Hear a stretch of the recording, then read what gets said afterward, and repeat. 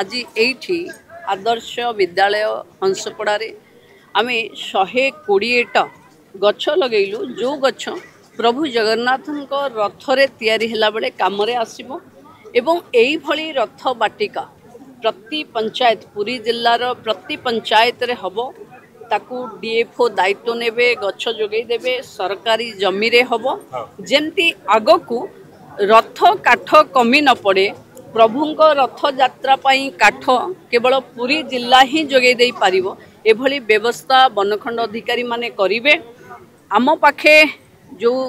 समुद्र तट अच्छी से मैनग्रोव आउ जोटा आम गहिर अच्छी बड़ बड़ गहिर अच्छे से ताल गछ लगेबा पाई मु आह्वान देछि एवं गाँ मुंडरे खाली जगार गोटे बरगछ लगेबा पाई भी लोक माननको पाखरे मु आह्वान रखिछि। मु आशा करुछि आम अंचल रे